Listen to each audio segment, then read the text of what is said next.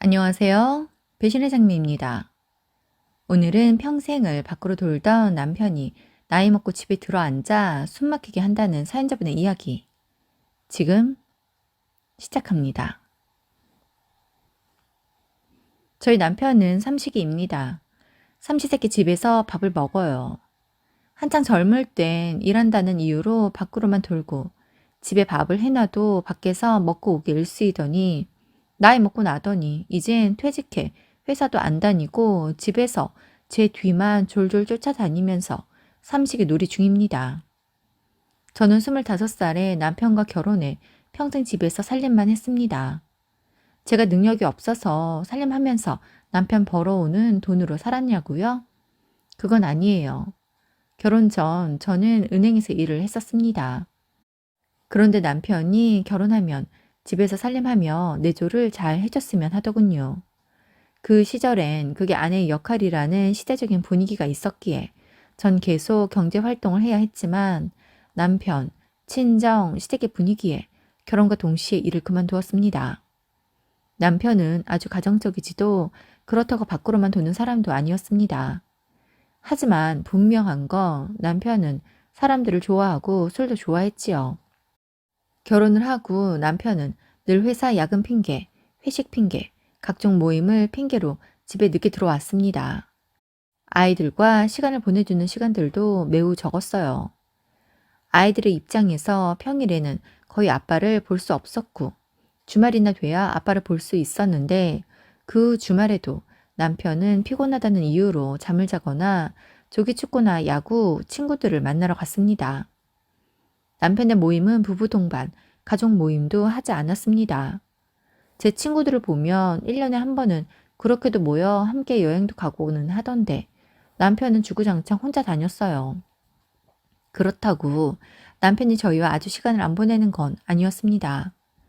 아이들의 성화에 여름에 해수욕장이나 수영장 한 번은 갔었네요. 그래서 한 번은 애들도 커가니 우리도 아이들에게 추억도 쌓아주고 가족 간의 유대를 위해서 여행도 좀 자주 가고 하다못해 가까운 놀이동산도 자주 데리고 다니자고 했습니다.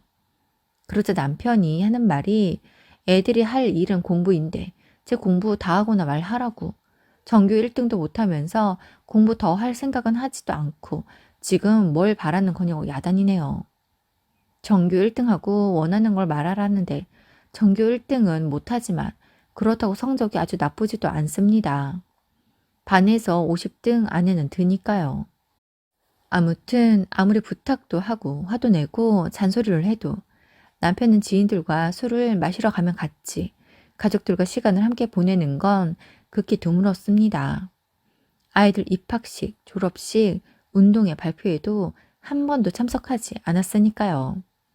제가 불만을 표할 때면 가족들 먹여 살리느라 자신이 밖에서 일하고 인간관계를 유지할 수밖에 없다고 했습니다. 그렇게 말하면 할 말이 없는 거예요. 영업직이다 보니 인맥이 중요하긴 합니다. 남편 나름의 고충이 있을 거라 생각해 정말 많이 이해하고 배려했지만 세상에 영업직 하는 사람이 본인 혼자도 아니고 제 주변을 둘러봐도 모든 영업직군이 그렇지만은 않던데 말이에요. 그래서 한 번은 내가 아는 다른 사람은 영업직이어도 당신처럼 밤낮 평일 주말 구분 없이 밖으로 돌지는 않는다고 했더니 그게 바로 그들과 자신의 영업 건수 차이라면서 자신이 이렇게 하니 그나마 우리 가족 입에 풀칠하고 산다고 합니다. 정 그렇게밖에 생활이 안 될 것 같으면 애들도 좀 컸으니 나도 나가서 돈을 벌겠다고 했어요. 그런데 그건 죽어도 안 된다고 합니다. 집을 지키고 있으래요. 아침에 일어나서 가족들을 위해 밥을 차리고 집을 정돈하고 가족들을 위해 살라고 합니다. 자신은 가족들을 위해 밖에서 돈을 벌 테니 말이지요. 이런 일로 몇 번을 싸우다가 너무 답답해서 몰래 일을 한 적도 있어요. 그런데 결국엔 남편이 알게 되어 정말 크게 싸운 적도 있었습니다. 남편은 자신이 어떻게든 나가서 돈을 벌 테니 저는 무조건 집에서 있어야 한다고 했어요. 남편은 저희의 가족이지만 가족 같지 않았습니다. 남편과 아빠로서의 역할을 하겠다고 일을 했지만 늘상 생활비는 빠듯하게 주었고 얼마를 버는지 알 수 없었지만 어떤 달은 100만 원, 어떤 달은 200만 원의 생활비를 주었고 나머지는 남편이 알아서 사용했습니다. 아이들이 장성을 해 결혼을 할 때였습니다. 남편은 사위와 며느리가 인사 오던 날은 전날 마신 술로 정신도 제대로 못 차리기도 했지요. 정말 자식들 보기 창피했습니다. 그래도 용케 상견례에는 참석했고 결혼식 날에는 마치 자신의 친목회라도 열린 양 필요 연장해서 부어라 마셔라 하며 난리도 아니었네요. 제게 그런 남편이라 왜 그러고 살았냐고 한다면 처음부터 그러했기에 남편이 과하다고는 생각했지만 많이 잘못되었다고는 미처 생각하지 못했습니다. 남편의 직업 특성상 영업을 위해 모두 필요한 인맥과 필요한 자리들이라고 생각했어요. 아마도 평생을 그렇게 세뇌되어 살아왔던 듯 합니다. 아이들은 자라며 그런 아빠를 좋아하지 않았습니다. 당연하지요. 제게 자신들에게 관심도 갖지 않는 아빠가 싫다고 한 적도 있고 자신들은 아빠 같은 부모는 되지 않을 거라고도 했었습니다. 그러면서 늘 혼자인 엄마, 그러니까 제가 안타깝다고도 하더군요. 늘 저는 혼자였고 혼자 모든 일을 처리하고 혼자 아이들을 케어하고 혼자 다 해야 했기에 그런 것보다 했는데 어느 날 딸에게 그 말을 듣고는 가슴 한구석이 아파오더군요. 전 남편이 100만 원을 주면 그 돈으로 최선을 다하고 살았고 200만 원을 주면 언제 100만 원을 줄지 모르니 아끼며 아껴가며 살았습니다. 그렇게 살다 보니 어느샌가 내가 사회에서 할 수 있는 일들을 잊어갔더군요. 손자 손녀들 돌잔치도 여러 번 이야기해도 한 번을 제대로 기억하지 못해 당일에 제가 끌고 가다시피 데리고 가곤 했었어요. 내 팔자다 생각하고 그냥 그 사람과 그러고 살았습니다. 참 답답하죠? 이제 와 보니 저도 그때의 제가 얼마나 답답했는지 보이더군요. 작년 남편이 퇴직을 했습니다. 코로나로 모두가 어려워지며 영업직인 남편이 하는 일도 많이 어려웠어요. 결국엔 버티고 버티다 회사의 권유로 남편은 퇴직을 했습니다. 그러자 이 사람이 달라졌네요. 매일같이 마시는 술에 매일 아침이면 북엇국만 찾던 사람이 똑같이 북엇국을 끓여내자 좀 다양한 음식 좀 해보라고 합니다. 그 돌아다니며 사람 만나는 것 좋아하던 사람이 집에 있는 자신의 상황을 드러내기 싫은지 사람들도 만나지 않고 종일 집에만 있는데 남편은 어떤지 몰라도 제가 죽겠더라고요. 아침도 그렇지만 점심도 저녁도 집에서 먹어대니 말입니다. 자식들을 위해서는 기꺼이 매일 삼시세끼를 정성 들여 차려내었던 저였는데 남편을 위해 하려니 그냥 속에서 천불이 났습니다. 처음엔 좋은 게 좋은 거라고 해주려고 노력했어요. 그런데 밥을 차려주면 매번 맛이 있니 없니 짜니 싱겁니 하며 타박을 하는데 정말 못해 먹겠더라고요. 그래서 정 그러면 직접 해 먹던지 시켜 먹으라고 했습니다. 그러자 남편이 지금 자신이 돈 못 벌어 온다고 이러는 거냐며 제게 손찌검만 안 했지 험악한 분위기를 만들더라고요. 술 먹고도 큰 주정 없이 잠만 자는 사람이었는데 화가 나니 이런 행동도 하는군요. 내가 왜 살면서 이 사람의 이런 점을 몰랐을까 하고 생각을 해봤더니 그간 살면서 의견 차이나 다툼, 분란을 겪을 만한 부딪힘을 가질 시간도 없었었네요. 늘 밖으로 돌았으니까요. 그동안은 그저 밖으로 돌아 아이들과 시간을 보내주지 않는 것에 주로 불만을 가졌었습니다. 그간은 아이들 아침에서 먹이고 저녁에 아이들 저녁만 챙기면 되었었기에 낮에는 내 시간도 쓰고 점심도 간단히 먹었었습니다. 처음엔 그냥 당연히 제가 삼시세끼를 해주어야 한다고 생각을 해주었습니다. 그런데 곰곰이 생각해보니 환갑도 훨씬 넘은 분들도 혼자 밥 차려 먹기도 하고 해 먹기도 하는데 내가 왜 이러고 있나 싶은 생각이 들더라고요. 그래서 하루는 11시쯤 외출을 했습니다. 그러자 남편이 어디를 가냐고 묻네요. 점심 선약이 있다고 하자 대뜸 그간 자신이 벌어준 돈으로 밖에 나가서 바깥 음식 사 먹으며 펑펑 돈 쓰고 돌아다녔냐고 난리입니다. 그 말에 어이가 없어서 언제 돈이나 넉넉히 줬냐고. 나도 날 위해 돈이 쓰고 싶어서 조금씩 모으고 모아서 그 돈으로 사람들과 만나서 밥도 먹고 차도 마시고 한 거지 돈 허투루 쓰는 거 아니라고 했습니다. 그러자 남편이 제게 네가 돈 벌어 쓰는 거 아니면 다 허투루 쓰는 돈이라고 하네요. 그 말에 내가 평생 뭐 하고 산 건가? 내가 누굴 위해서 이러고 살았나 싶더라고요. 나가서 10,000원짜리 밥 사 먹으면서도 눈치 보고 3,000원짜리 커피를 마시면서도 눈치를 봐야 하나 싶더라고요. 그래서 이제부터 얼마가 되었든 내가 돈 벌 테니 집안일 하라고 했습니다. 그러자 제게 간이 배 밖으로 나왔냐며 난리를 치는데 이 사람이 이러다 날 치겠구나 싶어서 얼른 집을 나왔습니다. 선약은 선약이기에 그렇게 나와 친구를 만나러 갔습니다. 늘 사랑해주는 따뜻한 남편과 사는 친구를 만나면 상대적 박탈감도 들었지만 대리 만족도 되기도 했었습니다. 가장 친한 친구가 그리 사랑받으며 사니 너라도 그렇게 사니까 되었다 하는 생각이 있었어요. 그런데 그날은 남편과 그러고 나와서인지 너무 속이 상하더라고요. 친구 앞에서 그러고 싶지 않았는데 그만 눈물이 났습니다. 큰 소리도 내지 않고 눈물을 흘리니 제게 무슨 일이 있었냐며 깜짝 놀라 친구가 묻더군요. 그런데 친한 친구인데도 차마 말을 다 못하겠는 거예요. 친구는 제가 울음을 멈추길 기다려 주었고 대체 무슨 일이냐고 묻기에 그간의 일들을 이야기했습니다. 저희 남편이 살갑지 못하고 가정적이지 못한 건 알고 있던 친구였지만 평생을 그렇게 밖으로만 돌면서 가정을 등한시하더니 이제 와서 집에 들어앉아 삼시세끼 챙겨받고 아내까지 하대하는 걸 알고는 자신이 더 화가 난다며 속상해 하더라고요. 그렇게 친구에게 한참을 하소연을 하고 나니 속이 좀 풀립니다. 친구가 많은 위로를 해 주었고 그렇게 헤어져 집으로 돌아가는데 발걸음이 무겁더라고요. 매일 잠만 자고 나가던 어떤 날엔 외박도 했으니 매일이라고 할 순 없겠네요.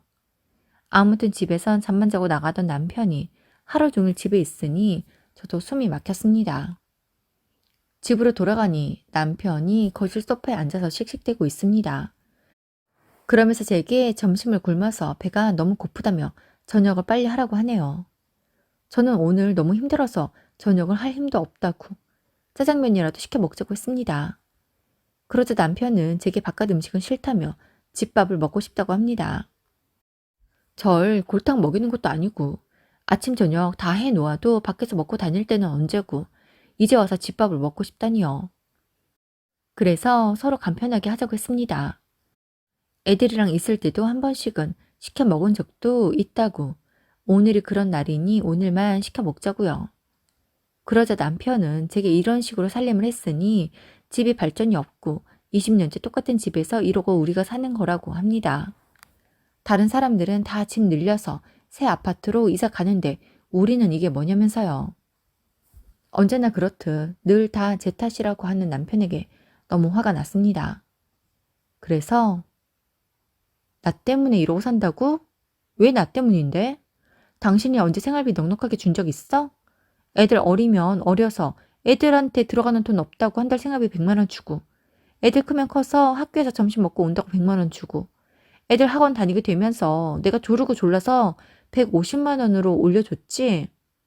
그런 돈을 해서 무슨 돈을 모아? 어떻게 모아?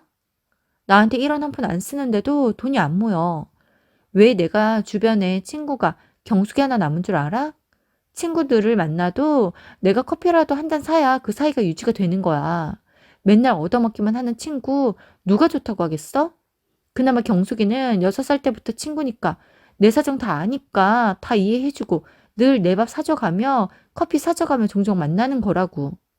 그게 너무 미안해서 500원씩 1,000원씩 모아서 한 번씩은 내가 사주기도 하는데 그것도 꼴 보기 싫으니? 그 말에 남편이 남들은 50만 원 갖고도 다 생활도 하고 모을 사람들은 다 모은다며 제가 과소비를 해서 그런 거라고 합니다. 그러면서 200만 원을 준 적도 있지 않냐고 하네요. 그래서 그 200만 원 주면서 시댁에 70만 원 보내주려고 하지 않았냐고 하니 시부모님 용돈도 생활비에서 충당하는 게 맞는 거 아니냐며 어쨌든 200만 원 준 게 아니냐고 하네요. 나중에 알았지만 남편은 영업직인 만큼 월급이 매월 달랐는데 많이 받을 땐 6, 700만 원씩도 받았었더라고요. 그렇게 받아도 언제나 생활비는 일정했고 그 생활비를 쪼개어 애들 학원 보내고 생활하느라 저만 힘들었던 거였습니다. 남편은 영업을 위한 판공비 쪼로 자신이 쓴 돈이기에 떳떳하다며 다 그만큼 썼기에 자신이 이만큼 집에 돈을 가져다 줄 수 있었던 거라고 하더군요. 저희 친정에도 참 없으니만 못한 사위였습니다. 명절이면 늘 명절 당일 아침부터 음복을 한다며 술을 마셔대는 통에 항상 제가 운전하고 친정으로 갔고 남편은 친정에서 잠만 자다 돌아오곤 했지요. 남편의 그런 모습이 항상 못마땅해 이야기를 했지만 그럴 때면 남편은 음복을 해야 조상님들의 복을 받아 하는 일이 잘 풀린다며 잔소리 좀 하지 말라고 합니다. 그래봐야 술을 먹기 위한 핑계이면서 말이지요. 남편의 삼시세끼 챙기기도 보통 일이 아니었지만 제가 조금만 어딘가 나갈 채비를 하면 어디 가냐, 나도 같이 갈 거냐, 왜 이유도 없이 나가냐 하며 종일 제 일거수일투족을 감시하고 졸졸졸 쫓아다닙니다. 그래서 보다 못해 집에서 그러고 있지만 말고 뒷산을 좀 오르던지 동네 체육센터를 끊어서 다니기라도 하라고 했어요. 그런데 다 싫다고 합니다. 그래서 그 많은 지인들 다 어디 갔냐고, 요즘엔 전화도 안 오고 왜 일이 조용하냐고, 나가 돌아다니는 거 좋아하면서 왜 집에서만 이러고 있냐고 했습니다. 남편은 속 시원히 이야기는 하지 않고 그냥 중얼중얼 댑니다. 지금까지 그랬듯 내 생활에 관여하지 말라고 했어요. 그러자 남편이 작전을 바꾼 듯 제가 지금까지 시간을 같이 못 보냈으니 남은 여생이라도 많은 시간을 보내자고 하네요. 그 소리에 저도 모르게 끔찍한 소리 하고 있네 라고 했습니다. 그 소리에 남편이 야, 너 내가 집에서 이러고 있으니까 만만하냐? 뭐? 끔찍한 소리? 내가 달리 이래? 그간 미안해서 그러잖아. 뭐? 미안해서? 미안해서 그러는 거면 나한테 더 잘해야 하는 거 아니야? 왜 이렇게 사람을 못 살게 구는데? 나 숨 막혀서 당신이랑 못 살겠어. 이제라도 혼자 살고 싶으니 이혼해. 라고 했습니다. 저의 이혼이라는 말에 남편은 제게 미쳤냐며 소리를 지르며 난리를 피우더니 이내 절 회유합니다. 자신이 이제라도 정신을 차렸으니 된 거 아니냐고 하네요. 그래서 정신을 차리긴 뭘 차렸냐고. 아무래도 일 그만두고 별 볼 일 없으니 주변 사람들이 다 떨어져 나갔나 본데 이제야 집이 보이고 아내가 보이냐고. 그런데 어쩌냐고. 자식들도 아빠가 있으나 마나이고 나도 남편이 있으나 마나라고 했습니다. 그 말에 남편은 충격을 받은 듯 하더군요. 남편의 충격은 점점 화로 바뀌었고 온 집안의 물건을 다 집어 던지기에 그 길로 아들 집으로 도망을 갔습니다. 남편이 쫓아오더라도 사위보다는 아들이 남편에게 대응하기 더 나을 것 같았거든요. 아들 집으로 가며 전화를 해 자초지종을 이야기하였고 아들은 걱정을 하며 조심히 오기나 하라고 합니다. 아들은 잔뜩 화가 났더군요. 남편에게 계속 전화가 오는 걸 받질 않았습니다. 그러다 아들이 전화를 받아 대체 왜 전화를 하냐고 하니 저를 바꾸라고 하더랍니다. 그래서 아들이 이제 엄마는 저랑 살 거예요. 아버지는 알아서 사세요. 라고 합니다. 그 말에 남편이 엉뚱한 말 좀 하지 말라면서 아들에게 막말을 하네요. 저로 인해 아들 며느리 속을 시끄럽게 했나 싶어 미안했습니다. 남편에게는 문자로 이혼을 하자고 한 번 더 보냈습니다. 그러자 남편이 그러면 이혼하자고. 하지만 평생을 10원 한 번 벌지 않고 자신의 돈만으로 먹고 살았으니 나눌 재산 따위 없다며 맨몸으로 나가라고 합니다. 하지만 전 그렇게 생각하지 않았어요. 30년이 넘는 세월을 제가 다 일구어서 단칸방에서 시작해서 그래도 이만한 집 마련한 거잖아요. 남편이 몇 날 며칠을 고집을 부려 아들의 도움을 받아 이혼 소송을 제기했고 남편은 쓸데없이 돈 들게 소송하고 그런다며 어차피 제가 패소할 거라며 기회를 줄 때 그냥 조용히 들어와 살던지 아니면 이혼을 하고 빈털털이 되어보라고 합니다. 아무리 사회생활 안 해본 저라지만 저도 TV 통해 보고 들은 게 많습니다. 그 세월간의 일들을 모두 이야기하고 제 휴대폰에 남아있는 증거들을 제출하고 아이들이 증언을 해주고 전 이혼을 하면서 재산의 기여에 대해 인정을 받아 재산 분할을 받았습니다. 그때 남편의 그 표정이 정말 가관이었죠. 분명 자신이 승소할 거라 생각했는지 거만하게 앉아있던 그 모습이 잊혀지질 않습니다. 그리 앉아있다 재판장님이 제 손을 들어주자 어이없는 표정으로 바뀌며 이건 말이 안 된다고 소리를 치는데 솔직히 전 그렇게 통쾌할 수가 없었어요. 그렇게 판결을 받고 아들 집으로 돌아가는데 눈물이 났습니다. 기쁨의 눈물인지 슬픔의 눈물인지는 모르겠지만 왜 그리 눈물이 나던지요. 진작 이혼을 했더라면 아이들 둘 데리고 혼자 힘들었어도 사회생활도 해가며 지금쯤 더 당당한 나로 살고 있지 않았을까? 평생을 누군가의 아내와 엄마 노릇을 하며 살아왔지만 이제와 내게 남은 것은 무엇인가? 그나마 자식이 엄마의 삶 안타까운 줄 알고 옆에서 편이 되어주니 그것에서 많은 위로를 받았습니다. 아들과 며느리는 앞으로 계속해서 함께 살자고 합니다. 그런데 전 그건 아니라고 생각해요. 아들 며느리도 그들의 삶이 있는데 제가 거기에 끼어서는 안 되지요. 지금이야 제가 안타까워 함께하고 싶은지 모르겠지만 언젠가는 저로 인해 그 둘 사이에 분란이라도 생긴다면 그땐 제가 정말 못 버틸 것 같거든요. 그래서 서로 적당한 거리를 두는 게 좋을 것 같다고 너무 멀지도 너무 가깝지도 않는 거리를 두고 화목하게 살자고 했습니다. 그렇게 저는 아들 집에서 나와 작은 방을 얻어 살고 있습니다. 너무 행복해요. 자식들도 다 키워 출가시켰겠다. 군 식구 없어 나 혼자의 몸만 챙기면 되니 이렇게 홀가분할 수가요. 아직 젊어 단순 업무에서는 일을 할 수 있다는 것도 기뻤습니다. 이 좋은 세상을 알지 못하고 전 남편은 그늘 아래에서 마음고생만 했을 생각을 하면 자다가도 벌떡 일어날 정도로 끔찍하지요. 너무 늦게 깨달은 것들이 많아 앞으로의 삶이 조금은 더 알차고 보람 있을 수 있도록 절 위한 인생을 살아보려고 합니다. 오늘도 함께 해주셔서 감사합니다. 지금까지 배신의 장미였습니다.